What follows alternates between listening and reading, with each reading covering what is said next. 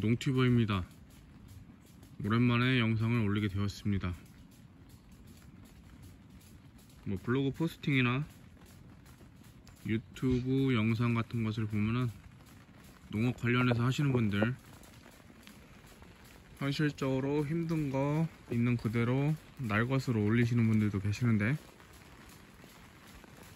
남들한테 이목을 끌만한 것, 좀 좋아 보이는 것, 이런 거 위주로 해가지고 농사 지어서 엄청 분홍이 될 수 있는 것처럼, 대농이 될 수 있는 것처럼 영상을 올리시는 분도 계십니다.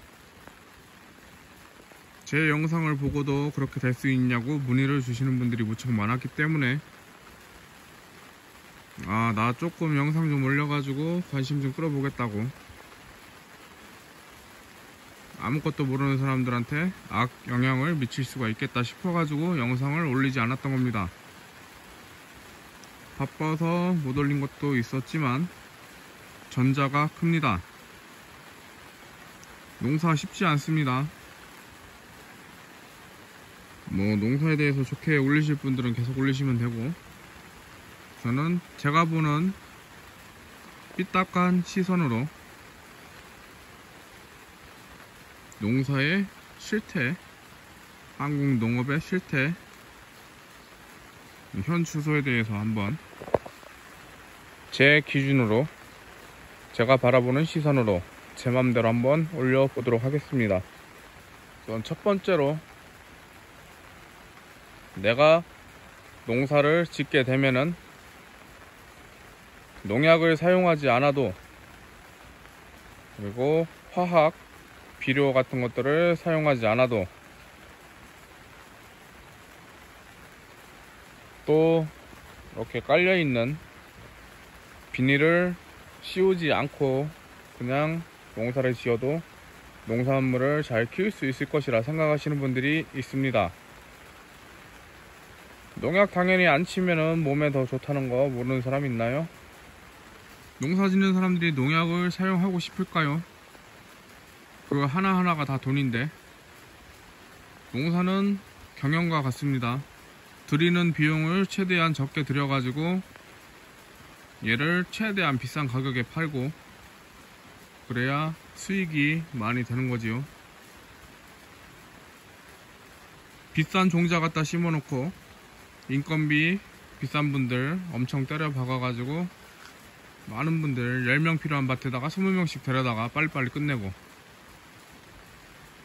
그리고 안 줘도 되는 비싼 농약 막 40만원씩 50만원씩 막 뿌려가지고 출하한다. 남는 거 뭐 있을까요? 농사 짓는 분들도 농약 사용하는 거 좋아하지 않습니다. 다 투자비가 되기 때문이죠. 근데 왜 사용할 수밖에 없느냐? 여기는 하우스이기 때문에, 이렇게 지금 비가 오는데 빗물이 떨어지지 않지요. 그래서 풀이 다른 곳에 비해서 덜 자랐습니다. 하지만 노지는 비가 한번 내리고 나면은 풀이 진짜 미친듯이 자랍니다. 그 풀 어떻게 감당 다 할 수 있을까요? 풀 뽑고 다음날 가면은 또 풀이 자라 있습니다. 여기 밭 얼마 안 돼 보이지요? 여기 혼자 풀 관리 해보신다고 생각하면은, 농사 안 지어 보신 분들은 가까이 거 뭐 얼마나 된다고 막 이렇게 생각하실 텐데, 직접 풀 뜯어 보신 분들은 얼마나 고된지 알게 됩니다. 제초제를 그래서 사용하시는 분도 있고, 최소한으로 사용하시는 분들도 있습니다. 요즘은 PLS 제도라고, 농산물에서 잔류 농약 성분이 나오게 되면은 전량 폐기되기 때문에 당연히 그 규격에 맞는 농약을 사용하고, 그 생산량에 맞춰가지고 적정량만 사용을 하고 있습니다. 여기 하우스에 저희 먹으려고 심어놓은 배추 여기다 심어놓고, 부모님께서 이 풀을 몇 날 며칠을 손으로 이렇게 뜯어주셨습니다. 저추지 안 주고. 뜯은 지 며칠 되지도 않았는데 이렇게 풀 열심히 또 나고 있죠. 농사 풀과의 전쟁이라고 하지만 진짜 쉽지 않습니다. 제초제 다음으로 사용하는 게 무엇일까요? 바로 지금 배추들이 구멍 숭숭 나 있고 그 위로 이런 벌레들이 보이는데 살충제를 사용하게 되지요. 저희는 이거 살충제 주지 않고 키운 배추인데 이렇게 구멍들이 숭숭 났습니다. 살충제 성분은 벌레를 죽이는 거지요. 얘들을 신경성으로 죽이는 게 있고, 그리고 얘네들이 숨쉬는 기포 같은 곳을 막아가지고 호흡을 못하게 해서 죽이는 성분이 있습니다. 또 혹은 죽이지 않더라도 벌레들이 기피하는, 싫어하는 향이나 성분들을 포함을 시켜가지고 벌레들이 오지 않도록 하는 방법이 있는데, 그것도 사용하면 돈이 들어가지요. 근데 돈이 들어가는 건 둘째 치고, 이거는 우리가 먹을 거기 때문에 구멍이 뚫리건 배추가 크기가 작건 크건 상관없습니다. 근데 이 상태로 농산물 출하한다, 이걸 소비자들이 사나요? 안 삽니다. 구멍 숭숭 뚫렸다고 안에 벌레 나오는 거 아니냐고 사지 않습니다. 저희도 그런 경험이 있습니다. 그거에 대해서는 다음에 또 올리도록 하겠습니다. 벌레들이 싫어하는 약을, 성분을 뿌리지 않으면 이렇게 구멍 숭숭 나서 상품 가치가 없어서 농산물 판매가 어렵다. 나 혼자 먹자고 키우는 농산물이 아니지요. 이 농산물을 팔아가지고 그 수익을 가지고 생활을 해야 되는데, 죽어라고 고생해가지고 농산물 키워놨는데 안 팔린다. 뭔 고생입니까? 할 필요가 없는 짓이지. 비료에 대해서 화학 성분이기 때문에 그게 몸에 안 좋다 이렇게 말씀하시는 분도 계시는데, 그러면은 뭐 동물의 퇴비 같은 거나 이파리 같은 걸 부숙을 시켜가지고 그것을 사용하시는 분도 분명히 있습니다. 땅을 처음에 만들 때 그렇게 섞어서 사용하시는 분도 있는데, 그 다음에 얘네들이 어느 정도 자란 후에 양분이 부족할 때는 그거 어떻게 주시려고요? 탭이 다 한 바가지 가져와가지고 중간중간 구멍 뚫고 여기다 주실 건가요? 사람도 영양분이 필요하면은 음식을 가지고 섭취를 할 수가 있습니다. 네, 거기서 또 부족한 영양분들이 있기 때문에 영양제를 먹게 되는 거지요. 그것처럼 같은 개념이라고 생각하시면 됩니다. 화학이라고 해서 꼭 나쁜 것이 아니고, 자연 내에서 있는 그 성분들을 추출을 해가지고 얘들이 어떤 작물이 어떤 성분을 주면은 잘 자라는지 그런 걸 연구를 해가지고 줄 수 있도록 만든 거지요. 뭐 화학 비료와 거름에 대해서 궁금하신 분들은 전문가들이 올리신 영상 한번 찾아보시면 되고, 세 번째까지 마쳤고, 네 번째로 비닐 멀칭. 이 비닐 멀칭에 대해서도 부정적으로 생각하시는 분들이 계십니다. 비닐들을 막 시커먼 연기 태워가면서 불 지르시는 분들 계셨는데, 요즘에 그렇게 하고 있지 않습니다. 이 비닐 멀칭도 석유 제품에서 저 성분을 뽑아놔가지고 제품을 만든 거이기 때문에 뭐 안 좋다고 이렇게 생각하시고, 미세 플라스틱이 떨어지는 거 아니냐 이렇게 말씀하시는 분도 계시는데, 이 비닐 멀칭을 사용을 안 하려면은 여기다가 뭐 낙엽이나 배치 같은 것을 덮어 주어야겠죠. 근데 뭐 이런 조그만 텃밭이 아닌 크게 농사를 지으시는 분들이 그걸 할 수가 있나요? 직접 해보시면은 답 나오지요. 사람이 할 수가 없습니다.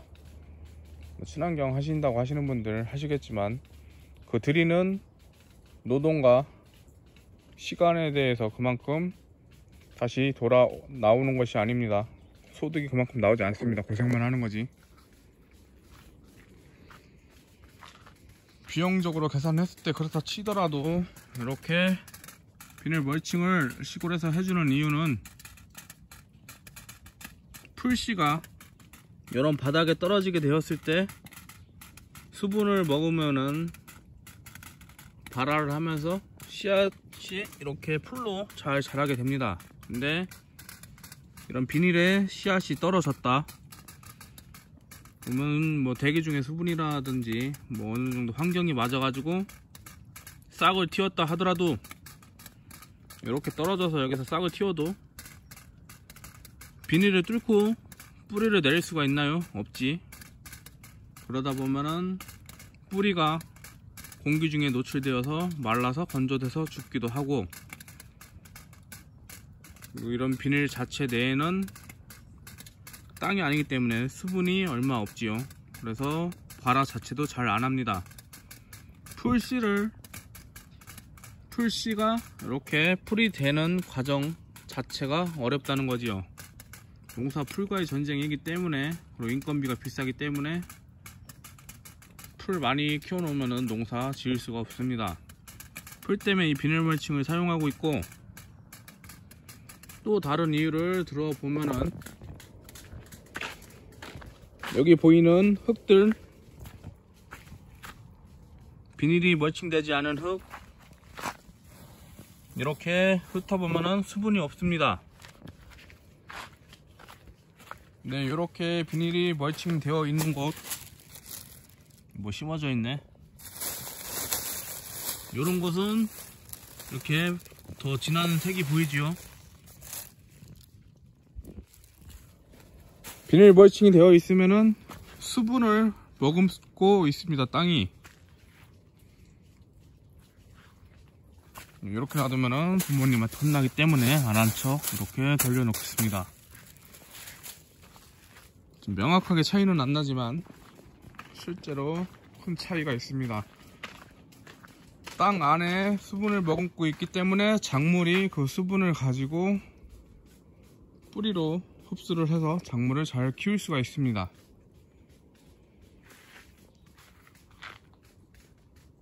그리고